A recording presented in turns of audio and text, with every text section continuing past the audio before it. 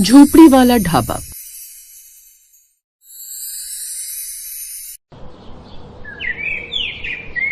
काशीपुर के जंगल से होते हुए एक सड़क गुजरती थी जो कि शहर से जाकर मिलती थी।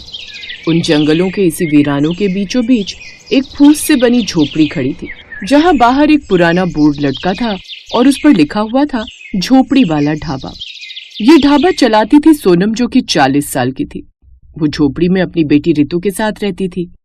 उसके साथ थी उसकी 15 साल की बेटी रितु, जो कि दुबली पतली पर हिम्मत वाली लड़की थी। सोनम के पति का पीने के चक्कर में सब कुछ लुट चुका था और 4 साल पहले बीमारी में गुजर गया था। सोनम तब से जैसे तैसे अपनी उस झोपड़ी में ही ढाबा बनाकर चलाती थी। उसका ढाबा छोटा था, चूल्हा मिट्टी का, बर्तन पुराने, पर स्वाद में ऐसा अपनापन कि लोग रुक ही जाते थे। एक रोज सुबह सुबह सोनम आटा गूंथ रही थी और रितु चूल्हा जला रही थी। बाहर का मौसम भी काफी खराब था। बादलों की गड़गड़ाहट लगातार हुए जा रही थी। माँ, आज तो मौसम बाहर बहुत खराब है, लगता है तेज बारिश होने वाली है। हाँ बेटी, लग तो ऐसा ही रहा है। रितु, आज थोड़ी दाल ज्यादा निकाल लेना, कल वाले ट्रक ड्राइवर बोले थे कि वापस आते हुए फिर रुकेंगे। ठीक है माँ। माँ, कल स्कूल टीचर ने कहा कि बोर्ड की तैयारी अब से ही करनी होगी और एक्स्ट्रा क्लासेस भी लगेंगी। ये सुनकर सोनम के हाथ अचानक रुक गए। उसके चेहरे पर चिंता की रेखा उभरी। हे भगवान, फिर तो अभी से इतनी फीस मांगेंगे, हम कहाँ से लाएंगे? एक तो हमारा ढाबा है ही इस वीरान जंगलों के बीच। कितने कम ग्राहक आते हैं कि पैसे ज्यादा रुकते ही नहीं। माँ भी ना सोचो, मैं पढ़ना चाहती हूँ, पर मजबूरी हुई तो छोड़ भी दूंगी। बस आप परेशान मत होइए। ये सुनकर सोनम का दिल कांप उठा। नहीं नहीं, ऐसा कभी मत बोलना। तुझे पढ़ाना ही है, चाहे मुझे 2 दिन भूखा क्यों न रहना पड़े। फिर माँ बेटी एक दूसरे के गले लग गई। कुछ देर बाद सोनम ने खाना बनाकर तैयार कर लिया। फिर एक रोज उनके पास एक बड़ी चमकदार कार ढाबे के पास आकर रुकी। उस गाड़ी से उतरे 3 लोग, जो कि देखने से ही शहर के अमीर लग रहे थे, जिसमें पति, पत्नी और उनकी एक बेटी थी। वो औरत बोली, ओह गॉड सुमित, ये जगह, क्या वाकई यहाँ खाना खाएंगे? ये झोपड़ी वाला ढाबा। ओफो अंकिता, अब ये वक्त नखरे दिखाने का नहीं है। देख रही हो ना मौसम कितना खराब हो रहा है, कभी भी तेज बारिश पड़ सकती है और भूख बहुत लगी है और आगे कोई जगह भी नहीं है जहां बैठकर हम खाना खा सके। सुना है यहाँ से 3 घंटे बाद जाकर ढाबा है। उनके साथ उनकी 17 साल की बेटी नैना भी थी, जो कि भले ही शहर से थी लेकिन फिर भी वो काफी डाउन टू अर्थ थी। आइए बाबूजी, घर जैसा खाना मिलेगा, दाल चावल रोटी सब ताजा है। क्या क्या सफाई है यहाँ, ये झोपड़ी में खाना कैसे? तभी नैना ने बीच में कहा, मॉम प्लीज, हम जहाँ खड़े हैं वहाँ कोई और जगह नहीं है, और पापा सही कह रहे हैं, हमें तेज भूख लगी है, पेट भरने के लिए इस वक्त यही काफी है। ना चाहते हुए भी अब अंकिता को उस झोपड़ी वाले ढाबे में रुकना पड़ता है। सोनम ने जल्दी से टेबल पर कपड़ा मारा, जिसके बाद रितु ने टेबल पर पानी का जग ला कर रखा। नहीं नहीं नहीं नहीं, ले जाओ इस पानी को, हम बोतल वाला पानी ही पियेंगे। रितु ने हल्की मुस्कान दी और कहने लगी, कोई बात नहीं मैडम जी, आप आराम से बैठिए। फिर नैना ने बीच में ही अपनी माँ को टोकते हुए कहा, मॉम प्लीज, अब आप शांत भी हो जाइए। तभी तेज बारिश होने लगी और ठंड भी बढ़ने लगी। ओह गॉड, कितनी ठंड लग रही है। ये पहाड़ों की ठंड है बेटी, जरा सी बारिश हो जाए तो ठंड और बढ़ जाती है, लेकिन तुम चिंता मत करो, मैं अभी आग जला देती हूँ। फिर सोनम ने उनके पास आग जला दी, जिससे उन्हें ठंड से काफी राहत मिल रही थी। वाह, सचमुच कितना अच्छा लग रहा है। हाँ सचमुच बहन जी, अब जो कुछ भी खाने के लिए है ले आइए, अब भूख बर्दाश्त से बाहर है। यहाँ दूर दूर तक कोई ढाबा नहीं मिला। जी साहब, बस अभी लाई। जब सोनम और रितु ने खाना परोसा, उसमें सिंपल दाल, गरम गरम रोटियां, आलू गोभी की सब्जी, साथ ही सलाद, धनिये पुदीने की चटनी और साथ ही अपने हाथों का बनाया हुआ अचार भी परोसा। ठंडी ठंडी हवा के साथ भीगी भीगी बारिश और आग की लपटें और साथ में गर्मा गर्म टेस्टी खाना, वो सब देखते ही उन लोगों का चेहरा बदल गया। नैना ने पहला निवाला लेते ही कहा, मॉम ये तो कमाल का स्वाद है। अंकिता ने चुपचाप खाना खाया। इतना स्वाद इतने सिंपल खाने में कैसे? प्यार से बनाती हूँ मैडम जी, केवल ये ढाबा ही मेरा सहारा है जिससे मैं अपनी बेटी और अपना पेट पालती हूँ। अंकिता पहली बार सोनम को पिघलते दिल से देख रही थी। खाना खत्म होने के बाद नैना रितु से बातें करने लगी। तुम स्कूल जाती हो? हाँ, पर शायद आगे न जा पाऊँ, फीस देना मुश्किल हो रहा है। क्यों? आंटी तो इतनी मेहनत करती है। हाँ, पर ढाबे से उतना नहीं मिलता ना, फिर भी माँ मुझे पढ़ाना चाहती हैं। अंकिता ये बातें चुपचाप सुन रही थी। वो धीरे से बोली, तुम्हारे पापा नहीं हैं? अब सोनम की आवाज भारी हो गई। वो अब नहीं है मैडम जी। शराब ने घर भी तोड़ा, सेहत भी। उसके बाद हम दोनों ही रह गए। ये सुनकर अंकिता की आंखें नम पड़ गई। उसने कभी संघर्ष को इतने करीब से नहीं देखा था। वो ये सब बातें कर ही रहे थे कि तभी अचानक 2 बाइक आकर रुकी, जिसमें से 3 गुंडे उतरकर ढाबे के अंदर घुसे। सोनम, इस महीने का 2000 निकाल। भैया इस बार थोड़ा सा समय दे दो, अभी ढाबा चला नहीं। बहाने मत बना, पैसा दे वरना ढाबा उखाड़ देंगे। ये क्या बदतमीजी है? अरे मैडम, बीच में मत बोलो, ये इलाका हमारा है। मैं भी पुलिस को बुलाता हूँ। फोन नीचे रख वरना हड्डियां तोड़ देंगे।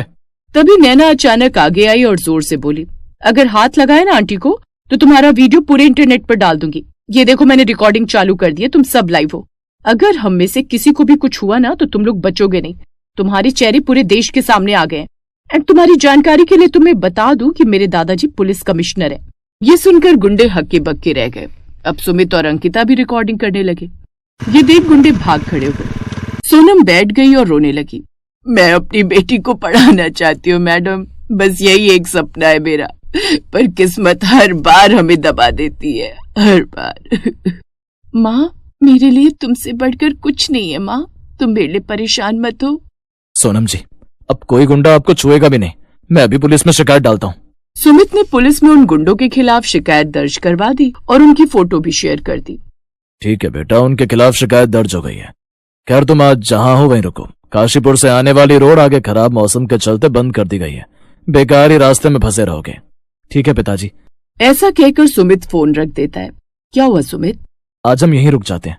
पापा कह रहे हैं कि आगे रास्ता बंद कर रखा है, इसीलिए हमें आज यहीं रहना होगा। क्या? कोई बात नहीं मैडम जी, आज रात आप सब यहीं रुक जाइए। इसके बाद उस सारी रात भारी बारिश होती रही। सोनम उन सबके लिए उस रात साग और मक्के की रोटी बनाती है। उस छोटी सी कच्ची झोपड़ी में चूल्हे की आग के आगे बैठकर सोनम और रितु उन सबके लिए खाना बनाती हैं। जिसके बाद रात को सबको खाना खिलाने के बाद वो सब काफी देर तक बातें करते हैं। रितु और नैना भी अच्छी सहेलियां बन जाती हैं। फिर सोनम और रितु तीनों को खाट बिछाकर उस पर सुला देती है, जबकि दोनों माँ बेटी जमीन पर चटाई बिछाकर सो जाती हैं। इसके बाद अगली सुबह उसने नाश्ते में सबके लिए आलू के पराठे बनाए। Wow, it's so yummy. सच में सोनम, तुम्हारे हाथों में तो कमाल का जादू है। क्या टेस्टी खाना बनाती हो तुम।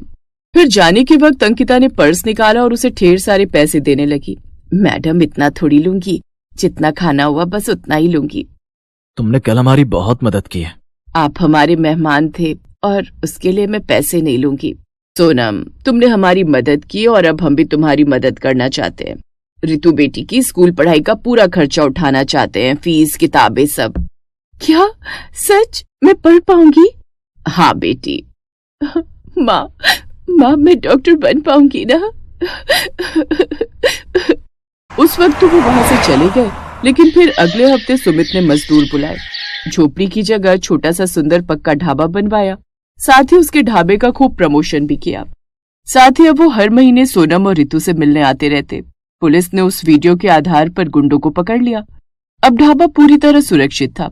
साथ ही अब काफी भीड़ भी उनके ढाबे पर रहने लगी थी, जिससे माँ बेटी की काफी अच्छी कमाई होने लगी।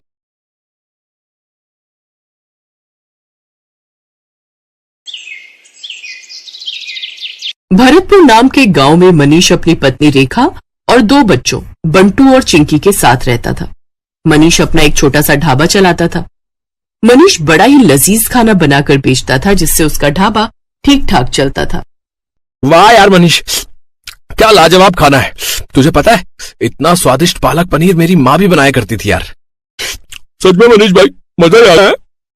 उसके ढाबे पर उसके गांव के और आसपास के गांव के लोग खाना खाने आते रहते थे। लेकिन अब जुलाई का महीना शुरू हो चुका था। उसका ढाबा कच्चा बना हुआ था, जिस कारण बरसात के समय में वहाँ पानी टपकना शुरू हो जाता था और इसलिए बरसात में उसका धंधा मंदा पड़ जाता था। उसके ढाबे पर कम ग्राहक आने लगते हैं। बाहर बारिश जोरों पर थी। हे भगवान, पिछले 2 हफ्ते से बहुत ही कम ग्राहक आए हैं ढाबे पर। अगर ऐसे ही चलता रहा तो कैसे काम चलेगा। कहीं ऐसा ना हो कि फिर मुझे अपना ढाबा बंद करना पड़े। आप चिंता मत कीजिए जी, ऊपर वाला सब ठीक कर देगा। बारिश में लोगों को आने में थोड़ी दिक्कत तो होती ही है, ऊपर से ढाबे में पानी भी टपकता है, शायद इसलिए। अच्छा चलिए, आज मैं भी आपके साथ चलती हूँ ढाबे पर। वो दोनों ढाबे पर चले जाते हैं। उस रोज भी खाना बनाते हैं, लेकिन उस रोज भी बारिश के चलते कोई नहीं आता। लगता है आज भी ये सारा गरीबों में बांटना पड़ेगा। कोई ग्राहक नहीं आया। उस रोज भी वो सारा खाना गरीबों में बांट आते हैं। ऐसे ही दिन बीतते हैं। एक रोज आधी रात के समय गांव में तेज तूफान आता है और जोरों से बिजली कड़कती है और वो बिजली उसके ढाबे पर आकर गिरती है, जिससे उसका ढाबा जल जाता है। ये क्या हो गया रेखा? अब मैं क्या करूंगा? मेरी तो रोजी रोटी ही छिन गई। मेरी भी कुछ समझ में नहीं आ रहा जी, लेकिन आप ज्यादा टेंशन मत लीजिए, नहीं तो आपका बीपी बढ़ जाएगा। दिन पर दिन बारिश बढ़ती जा रही थी और मनीष उसी बारिश में काम ढूंढने निकलता है, लेकिन उसे कहीं भी काम नहीं मिलता। उल्टा सारा दिन बारिश में भीगने के कारण उसे सर्दी लग जाती है। अब जैसे तैसे वो अपने दिन काट रहे थे। फिर एक रोज रेखा का मुंह बोला भाई माधव उनके घर आता है। अरे जीजा जी, इतनी बारिश में रोज रोज काम ढूंढने निकलते हो, बेकार में परेशान होते हो। इससे तो अच्छा ये होगा कि आप मेरे साथ चलो और मेरी दुकान पर काम करो। वैसे भी मेरा आदमी अपने गांव गया हुआ है और मैं आपको महीने के आखिर में तनख्वाह दे दिया करूंगा। क्यों दे दी? ठीक कहा ना मैंने? हाँ, माधव बिल्कुल ठीक कह रहे जी। वैसे भी अपने पास और कोई काम तो है नहीं, अब तब तक यही काम कर लो आप। अच्छा ठीक है माधव, तुम कहते हो तो मैं यही कर लेता हूँ। वैसे भी घर खर्च तो चलाना ही है ना। अब मनीष माधव की दुकान पर काम करने लगता है। वो बिना एक मिनट भी आराम किए सारा दिन मेहनत करता, अनाज की बोरियों को ट्रकों से उतारता और दुकान के अंदर का सारा काम संभालता। लेकिन जैसे ही महीना पूरा होने को आता है, तभी तनख्वाह देने के नाम पर वो टाल मटोली करने लगता है। तनख्वाह? कैसी तनख्वाह जीजा जी? ये तुम कैसी बातें कर रहे हो माधव? तुम्ही ने तो उस रोज रेखा के सामने कहा था कि महीने के आखिर में तुम मुझे तनख्वाह दोगे। नहीं नहीं, ऐसा कुछ नहीं है। आपको काम की जरूरत थी, मैं जानता हूँ, लेकिन मैं आपको यहाँ पर काम करने नहीं, मदद करने के लिए बुलाता था। और मदद करने के लिए भी कोई पैसे लेता है क्या? ये तुमने मेरे साथ ठीक नहीं किया माधव, मैं तुम्हें देख लूंगा। अरे जाओ जाओ, बड़े आए मुझे सबक सिखाने वाले। मनीष दुखी मन से घर आ जाता है। आ गए आप? आज तो महीने का आखिर है, आज तो आपको तनख्वाह भी मिल गई होगी। तो पापा फिर तो आप कल ही मेरे स्कूल की फीस भर दीजिए। आपको पता है मेरी टीचर मुझे रोज रोज फीस के लिए टोकती है। ये सुनते ही मनीष की आंखों में आंसू आ जाते हैं। मेरा नसीब न जाने कैसा है रेखा, जो मेरे साथ कुछ भी अच्छा नहीं हो रहा। आप रो क्यों रहे हैं? ठीक से बताइए ना क्या बात है। फिर मनीष उसे सारी बात बताता है। हे राम, वो इतना बड़ा मक्कार निकलेगा मैंने कभी नहीं सोचा था। छी, उसे तो भाई कहते हुए भी शर्म आ रही है मुझे। फिर कुछ दिनों तक जैसे तैसे वो दूसरी जगह नौकरी की तलाश में जाता है। तब जाकर उसे एक बड़ी कोठी में ड्राइवर की नौकरी का काम मिल जाता है, जहां उसे महीने के 10,000 रुपए तनख्वाह के रूप में मिलते हैं। लेकिन उससे वो ड्राइवरी के अलावा अपने घर के काम भी लेते और इसी के सहारे अपना घर खर्च चलाता है। ऐसे ही एक शाम जब मनीष काम से घर लौट रहा होता है, तभी उसकी नजर सड़क किनारे गिरे हुए बच्चे पर जाती है, जो कि लगातार मदद की गुहार लगा रहा था। कोई मेरी मदद करो। ये तो किसी बच्चे की आवाज आ रही है। मनीष जल्दी से उसे पास के डॉक्टर के पास ले जाता है और उसका इलाज करवाता है। एक जमींदार का बेटा होने के बावजूद भी किसी ने मेरी जान नहीं बचाई, क्योंकि शायद कोई भी रोड एक्सीडेंट के लफड़े में नहीं पड़ना चाहता। लेकिन आपने बिना कुछ सोचे समझे मेरी जान बचाई। आपका बहुत बहुत धन्यवाद मनीष काका। अरे इसमें धन्यवाद कैसा? तेरी जगह अगर मेरा बेटा होता तो क्या मैं उसकी जान नहीं बचाता? उधर जैसे ये बात जमींदार को पता चली, वो दौड़ा दौड़ा आया और उसने वीरेन को गले से लगा लिया। तेरा बहुत बहुत शुक्रिया मनीष। अगर आज तू ना होता तो पता नहीं मेरे बेटे का क्या होता। ये ले मनीष, इसे मेरी तरफ से इनाम समझ कर रख ले। ये आप क्या कह रहे हैं जमींदार साहब? मुझे इन पैसों की कोई जरूरत नहीं है। रख लो मनीष, तुमने मेरे जान से प्यारे बेटे को बचाया है, तो उसके आगे तो ये सब कुछ भी नहीं है। मनीष जब घर आकर देखता है तो वो पूरे 5 लाख रुपए होते हैं। ये देख वो बहुत खुश होता है। अब वो जल्द ही सड़क किनारे अपनी जमीन पर खुद का पक्का ढाबा खोल लेता है। सड़क किनारे होने से अब उसकी और भी ज्यादा कमाई होने लगती है। अब बरसात में न तो उसके ढाबे की छत टपकती और न ही ग्राहकों की कमी होती, क्योंकि गाड़ियों में घूमने निकले लोग उसके ढाबे पर ही अपनी गाड़ी रोकते और लजीज लजीज खाना खाकर बारिश के मजे लेते। अब मनीष अपनी पत्नी और बच्चों के साथ खुशी खुशी रहता। Thanks for watching.